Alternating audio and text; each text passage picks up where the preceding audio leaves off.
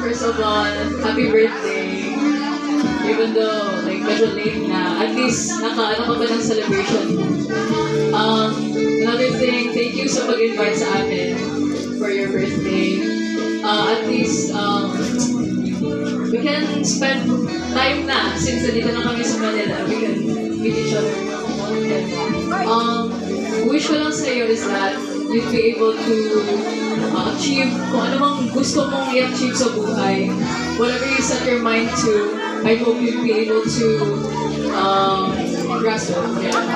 And kung ano mang mga challenges na darating in your way, don't worry, your family is behind you. We support you, whatever you do. I hope you would be able to, like, push through it.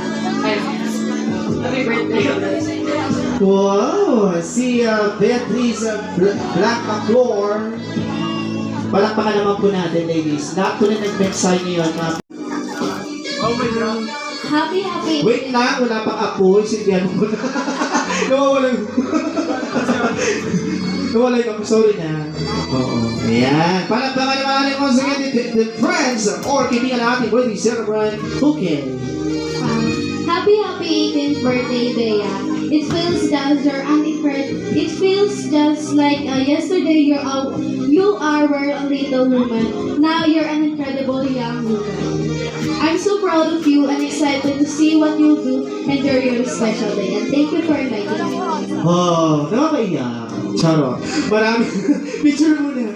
O, diba? Parang pa kayo naman ang kaibigan niyo. Kaibigan, parang ang lungkot yun naman. Gusto niyo, ituloy pa ba natin ito? Tapusin na natin. Ang lungkot, no?